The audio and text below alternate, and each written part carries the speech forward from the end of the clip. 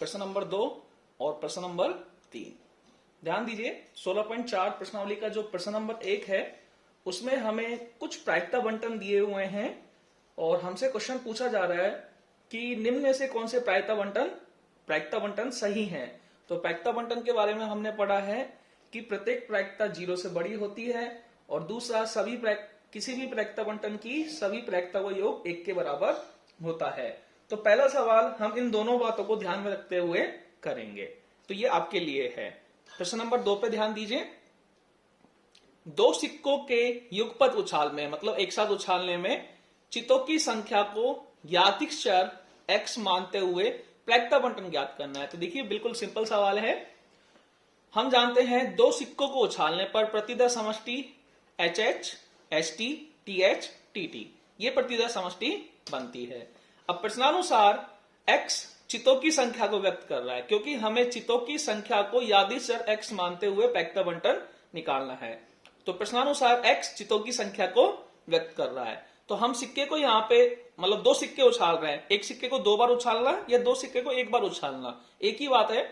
तो इसलिए x के मान 2 तक जाएंगे, 0 से 2 तक। अगर हम 3 बार उछालते तो x के मान 3 तक जाते।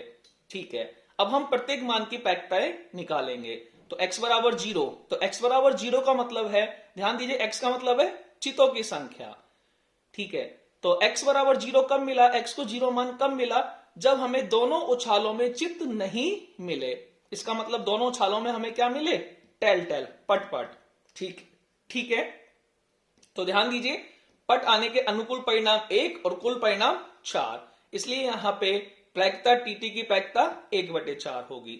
हम इसको दूसरे तरीके से भी कर सकते हैं, एक उछाल वाले तरीके से भी कर सकते हैं। ध्यान दीजिए सिक्के और पासे को आप एक उछाल वाले तरीके से भी कर सकते हो।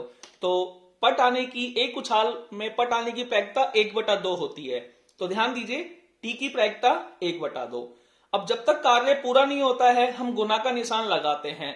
हम यहाँ पे 2 बार उछाल रहे हैं, पहली उछाल में भी पट आया और दूसरी उछाल में भी पट आया। तो पहली उछाल में पट आने की प्रायिकता 1/2 गुना दूसरी उछाल में भी पट आने की प्रायिकता 1/2, तो आंसर आया 1/4। ठीक है, इस तरह से भी कर सकते हैं। और यहां पे हमने सीधी इसकी प्रायिकता 1/4 ली, ये प्रतिदर समष्टि से ली, और यहां पे हमने 1/2 गुना 1/2 करके जो प्रायिकता निकाली है वो एक एक उछाल की स्थिति से निकाली है। x बराबर 1 का मतलब है एक पटाना और एक चिताना।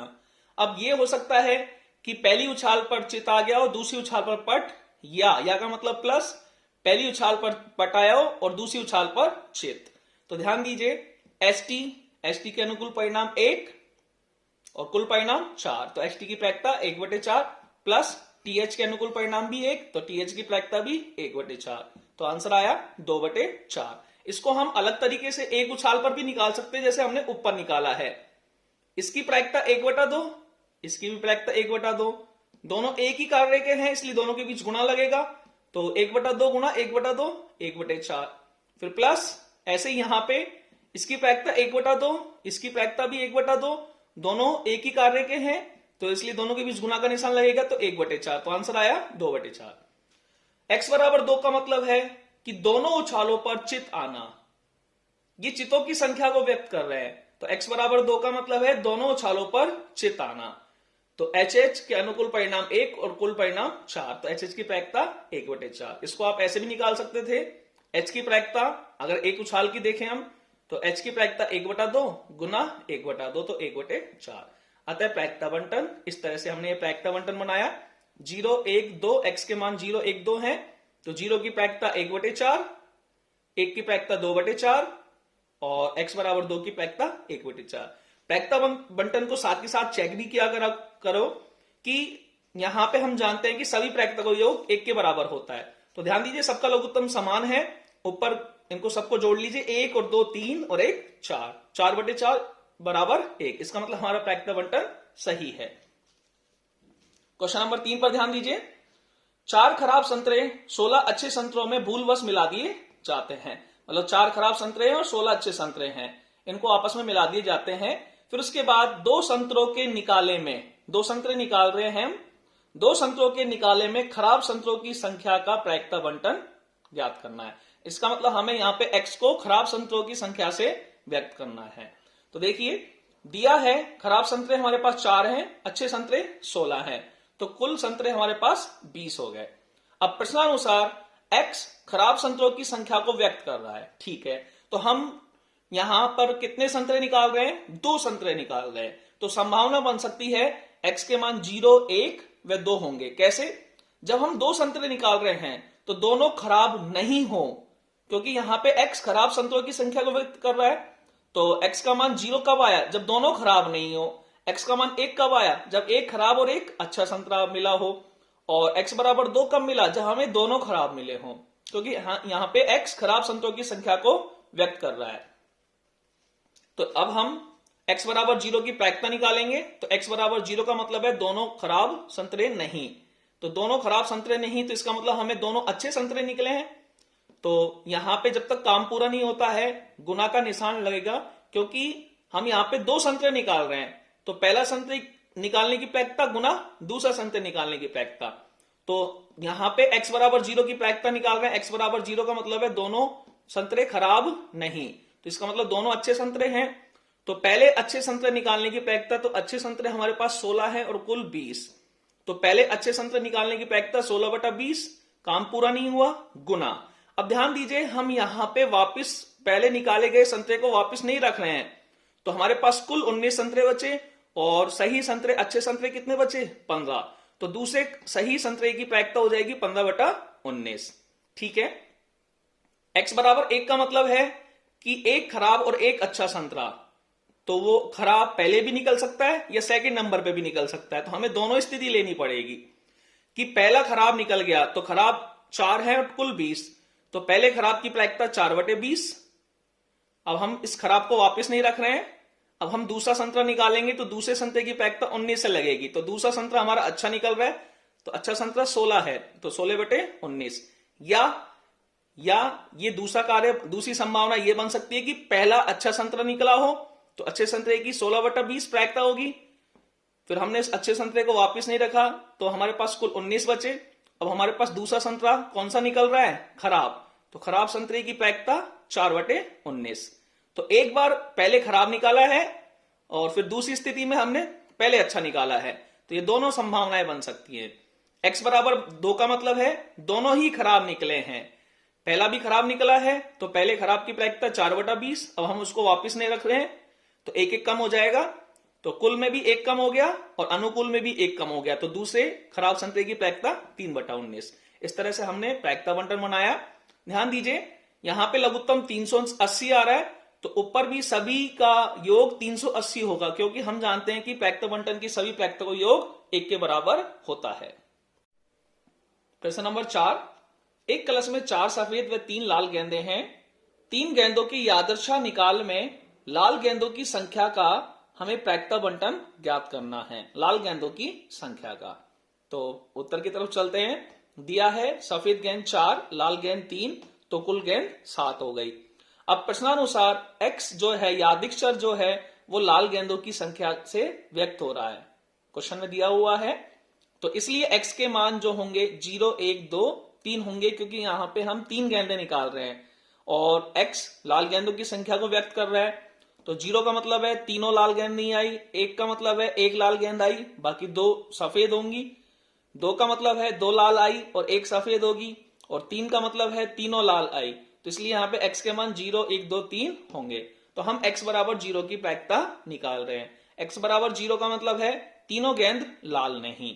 तो ध्यान दीजिए हम यहाँ पे प्रायिकता संचय वाले सूत्र से निकाल रहे हैं। तो मैंने अपनी पहले वाली वीडियो में भी बताया था कि ताश और गेंदों वाले प्रश्न में जब भी 3 या 3 से अधिक संख्याओं की प्रायिकताएं पूछी जाती है, मतलब 3 या 3 से अधिक हम या ताश निकालते हैं या गेंदे निकालते हैं, तो हमें संचय वाले सूत्र का उपयोग करना होता है। तो ठीक है, हम x बराबर 0 की प्रायिकता निकाल रहे हैं। x बराबर 0 का मतलब है तीनों गेंद लाल नहीं। तो इसका मतलब तीनों गेंद कैसी आई है हमारे पास? सफेद। तो कुल परिणाम तो 7C3 बनेगा, क्योंकि हम टोटल 7 गेंदों में से 3 गेंदे निकाल रहे हैं, तो कुल परिणाम 7C3 बनेगा। और यहां पे अनुकूल परिणाम बन रहा है 4C3। क्यों? क्योंकि तीनों गेंद लाल नहीं है। जब तीनों गेंद लाल नहीं है तो इसका मतलब तीनों की तीनों सफेद हैं, तो वो 4 सफेद में से ली जाएंगी तीनों, तो अनुकूल परिणाम बनेगा 4C3। तो ध्यान दीजिए हम सी वाले सूत्र को किस तरह से खोलते हैं।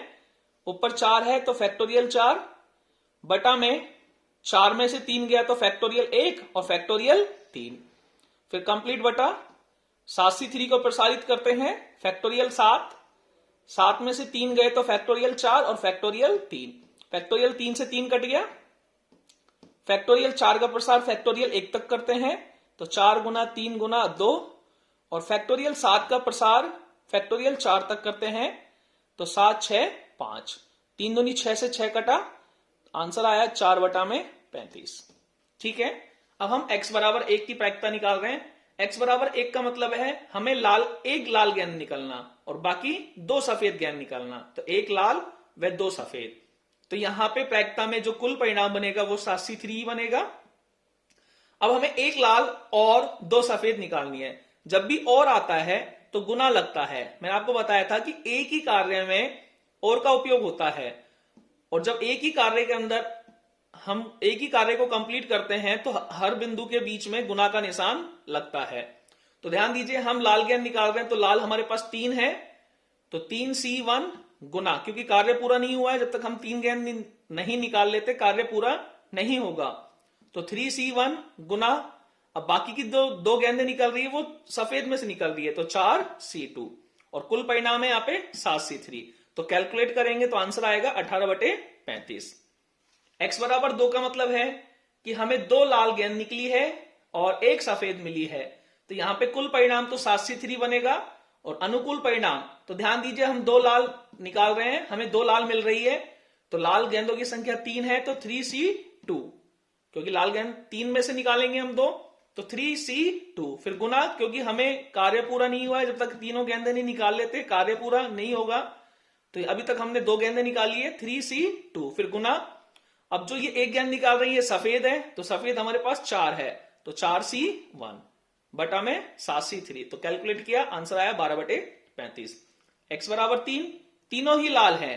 ठीक है, तो अनुकूल परिणाम यहां पे कुल परिणाम तो 7C3 बना, अनुकूल परिणाम 3C3 बनेगा, क्योंकि 3 लालों में से हम तीनों लाल ही ले रहे हैं, तो 3C3 कैलकुलेट किया आंसर आया 1/35।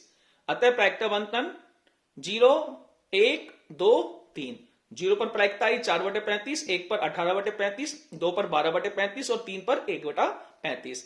देखिए ध्यान दीजिए सबका लघुत्तम 35 है तो ऊपर की संख्या का योग भी 35 ही आना चाहिए, क्योंकि हम जानते हैं कि सभी प्रायिकता का योग 1 के बराबर होता है।